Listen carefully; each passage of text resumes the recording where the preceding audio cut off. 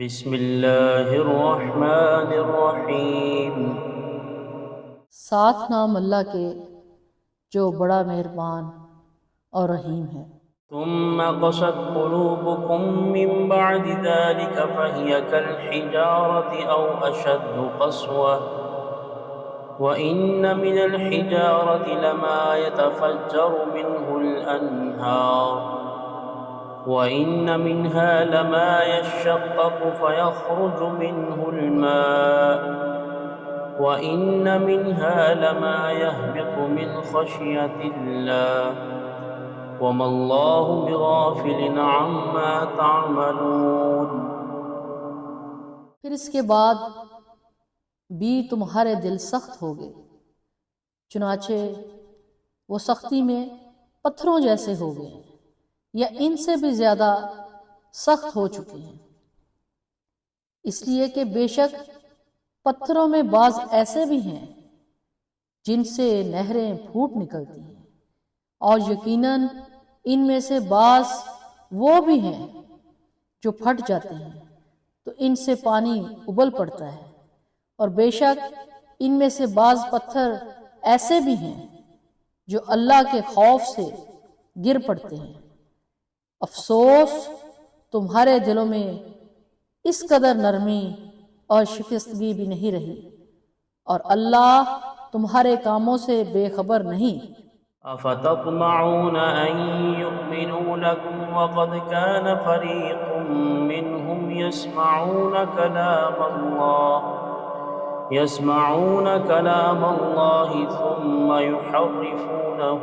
من بعد ما عقلوه وهم يعلمون۔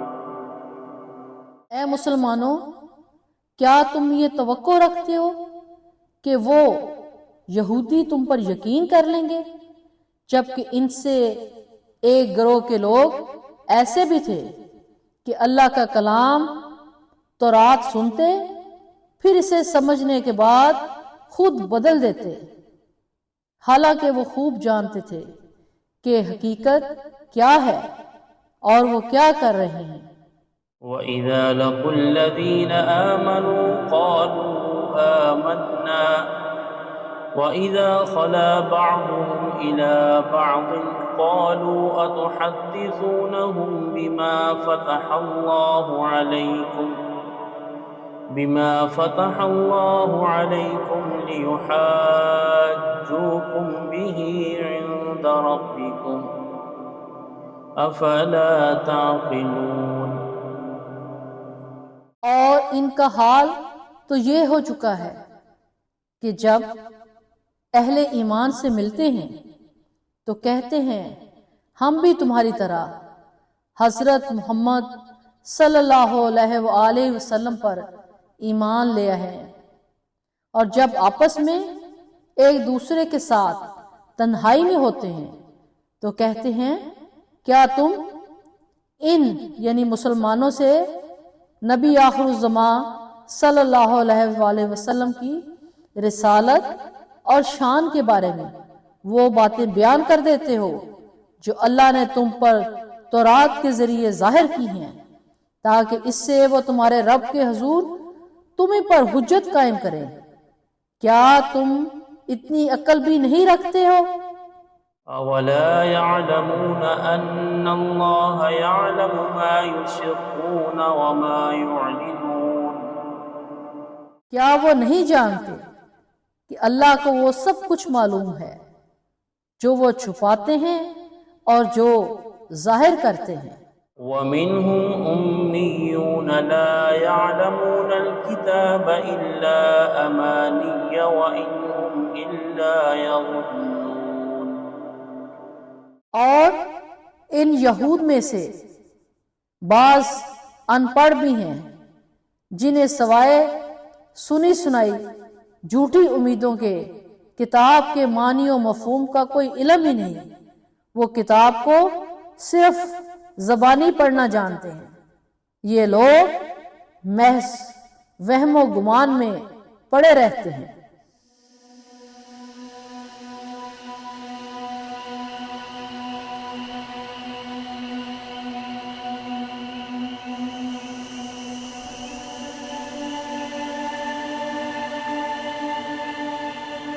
نحمد و نصلی علی رسول کریم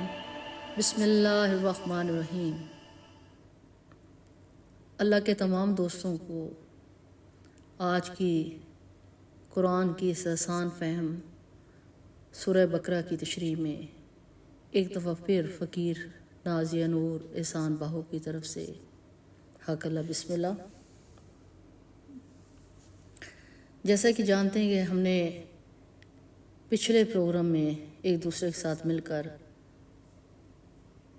تو ہم نے آیت نمبر جو ہے وہ 67 سے لے کر جو ہے وہ 73 تک آیات کو سمجھنے اور ان کا حقیقی مطلب جاننے کی کوشش کی۔ آج اسی سلسلے میں تھوڑا سا آگے بڑھتے ہیں اور آیت نمبر 74 کا ترجمہ اور اس کی اصل حقیقت اور معرفت سمجھنے کی کوشش کرتے ہیں۔ آیت نمبر 74 میں سورہ البقرہ کے اللہ تعالیٰ فرماتے ہیں کہ مگر ایسی نشانیاں دیکھنے کے بعد آخر کار تمہارے دل سخت ہو گئے، پتھروں کی طرح سخت، بلکہ سختی میں کچھ ان سے بھی بڑے ہوئے، کیونکہ پتھروں میں سے تو کوئی ایسا بھی ہوتا ہے جس میں سے چشمے پھوٹ بہتے ہیں، کوئی پھٹتا ہے اور اس میں سے پانی نکل آتا ہے، اور کوئی خدا کے خوف سے لرز کر گر بھی پڑتا ہے۔ اللہ تمہارے کرتوتوں سے بے خبر نہیں ہے۔ اس آیت مبارکہ میں اللہ تعالیٰ بنی اسرائیل کو مخاطب کرتے ہیں اور ان کو تنبیہ کرتے ہیں، ان پر کاری ضرب لگاتے ہیں اور کہتے ہیں کہ اتنا زبردست معجزے کے بعد، جس طرح پچھلی آیات مبارکہ ہم نے پڑھا کہ اس طرح اللہ تعالیٰ نے وہ ایک خاص قسم کی گائے کے ٹکڑے کے ذریعے اس کو مردے پہ، وہ جو مقتول تھا، جو قتل ہوا تھا، اس پر مارا اور جس کے نتیجے میں مردہ جو ہے وہ زندہ ہو گیا۔ اور اللہ تعالیٰ نے اتنا زبردست جو ہے معجزہ دکھایا کہ دیکھو میں کس طرح سے مردوں کو زندگی بخشتا ہوں اور تمہیں اپنی نشانیاں دکھاتا ہوں تاکہ تم سمجھو۔ اسی بات کو اللہ تعالیٰ نے اس آیت مبارکہ میں اگلی میں پھر دہرایا کہ اتنی زبردست قسم کا معجزہ دیکھنے کے بعد، اتنا مشاہدہ دیکھنے کے بعد، کھلی آنکھوں سے بھی تم پر جون تک نہیں رہیں گی، تمہارے دل ویسے کہ ویسے جو ہیں سخت دل ہیں، پتھر ہیں، بلکہ آگے رب محمد فرماتے ہیں کہ ایون آپ سوچیں تو پتھروں میں بھی ادراک اور سمجھ ہے۔ ان کی انہوں نے مختلف اقسام جو ہیں وہ بیان کی ہیں کہ کچھ پتھر ایسے ہیں کہ جس میں سے وہ چشمہ جو ہے پھوٹ بہتا ہے، کوئی پتھر ایسا ہے کہ جب وہ پھٹتا ہے تو اس میں سے پانی نکل آتا ہے، اور پھر کوئی پتھر ایسے ہیں کہ جو خدا کے خوف سے لرزتے ہیں اور گر پڑتے ہیں، ان میں اللہ کا خوف ہے۔ تو ہمیں یہ بات سمجھانے کی کوشش کی ہے، وہی بات کہ سورہ الاسراء کی وہ آیت مبارکہ کا ترجمہ، یعنی کہ ساتوں آسمان اور زمینیں اور ان کی تمام مخلوق اور ہر چیز اللہ کی تسبیح بیان کرتی ہے، لیکن تم ان کی تسبیح سمجھتے نہیں ہو۔ بے شک اللہ تعالیٰ جو ہے حلم، بردباری والا اور عفو و درگزر والا ہے۔ یعنی اب یہ سوچیں سمجھیں، ہم اس بات پر غور کریں کہ اے انسان تو پتھروں سے بھی جو ہے، بنی اسرائیل کو مخاطب کہتے ہیں تو پتھروں سے بھی جو ہے بدتر ہو گیا، اتنا تو پتھروں میں بھی ادراک ہے اور سمجھ ہے کہ کوئی میرے خوف سے لرز کے گر پڑتا ہے سجدے میں، کوئی جو ہے وہ پھٹتا ہے تو اس میں سے پانی نکل آتا ہے، ان کی بھی آنکھوں سے آنسو بہتے ہیں، ان سے بھی چشمے پھوٹتے ہیں اور وہ جو ہیں وہ مخلوق کو سیراب کر رہے ہیں، لیکن اے انسان تو ان سے بھی گیا گزرا ہے۔ تو اسی وجہ سے ایمان والوں کو اصل میں جو اللہ تعالیٰ نے سمجھانے کی کوشش کی ہے، ایمان والوں کے جو اصل ایمان والے ہوتے ہیں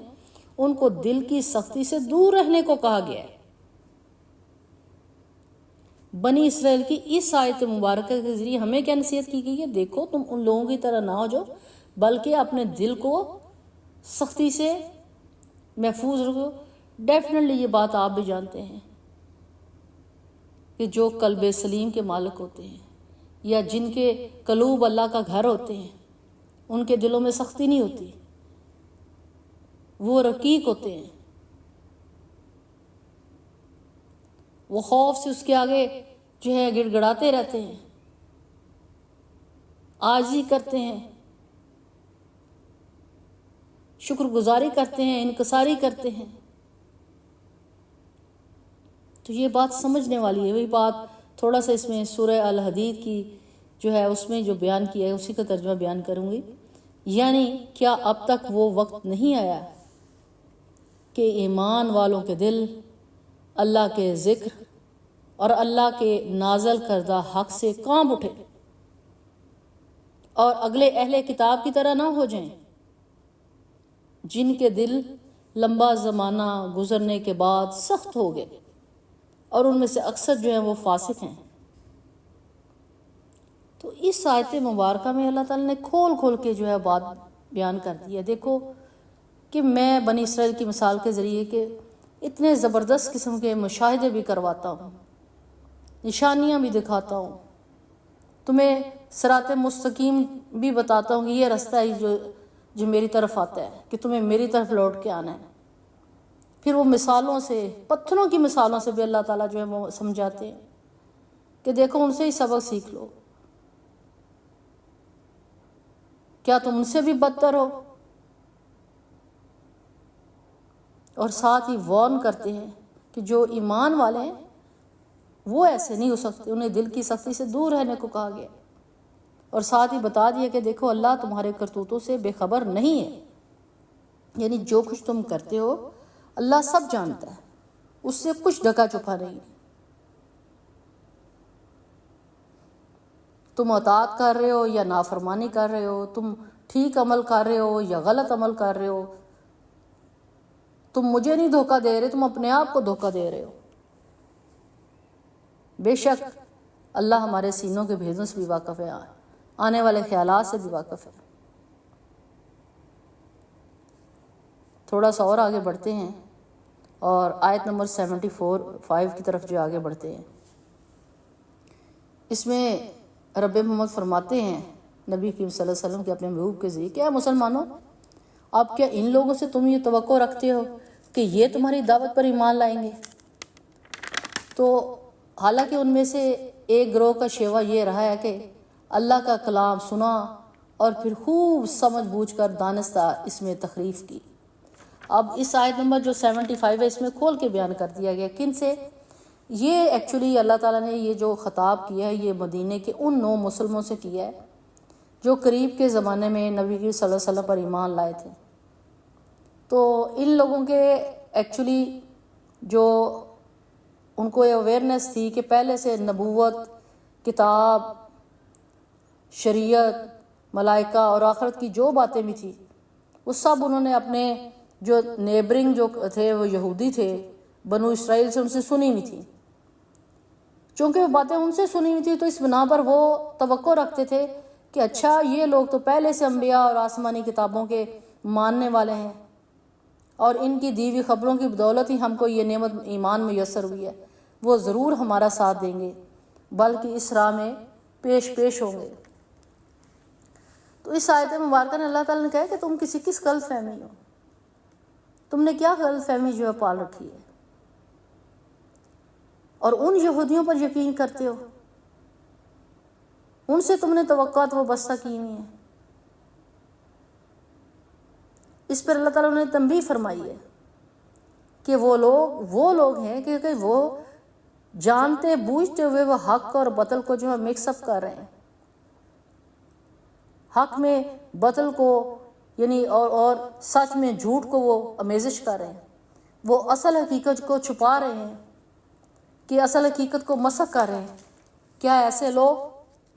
جو کہ دل میں منافقت رکھتے ہیں، کیا تم ان سے توقع جو ہے وہ کر رہے ہو کہ تمہاری دعوت پر ایمان لائیں گے اور تمہارا ساتھ دیں گے؟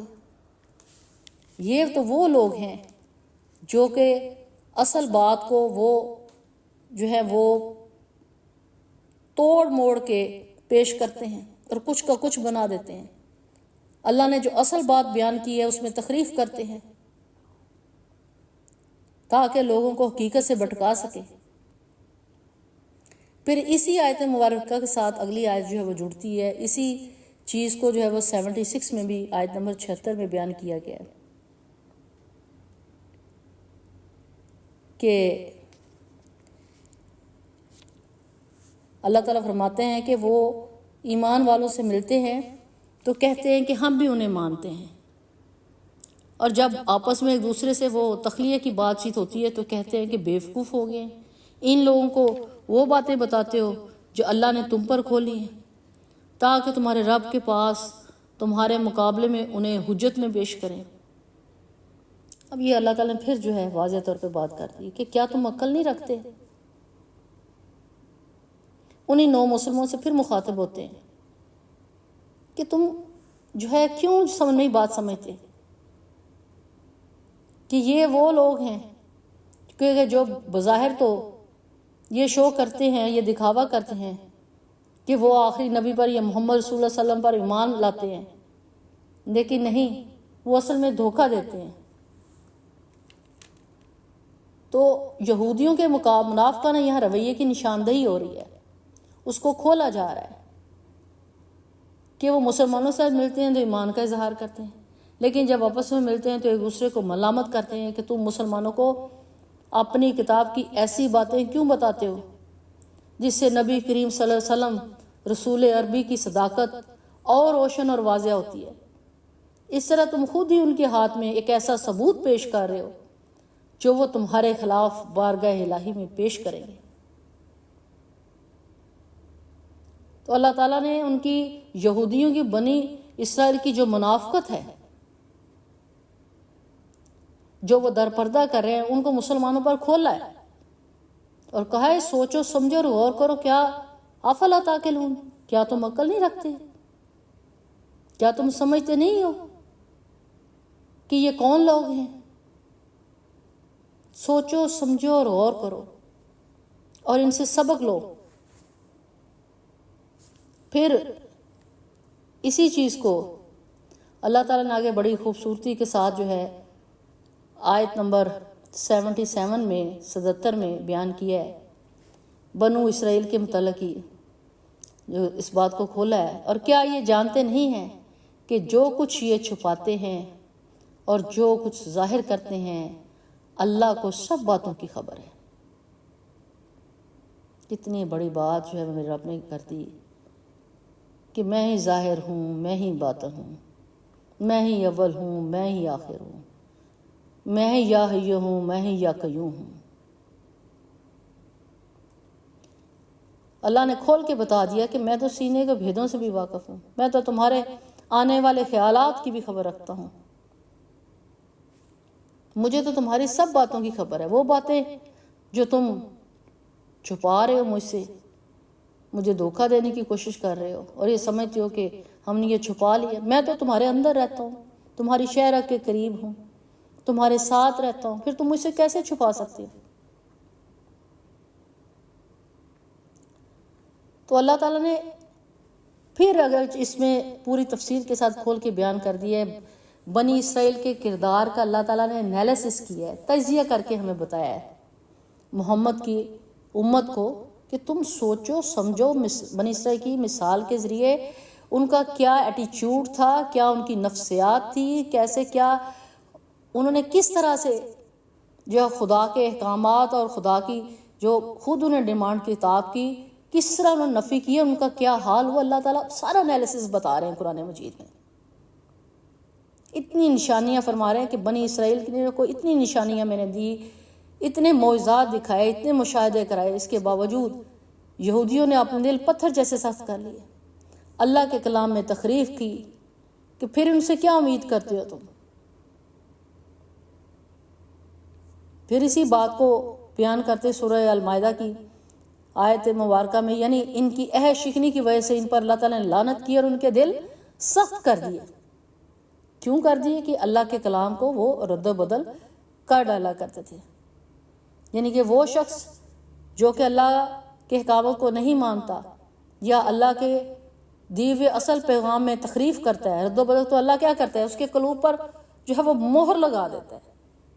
اسے رد کر دیتا ہے۔ وہ ان لوگوں میں سے ہو جاتا ہے جو کہ ہمیں معاف فرمائے خدا، وہی بات غیر المغضوب علیہم،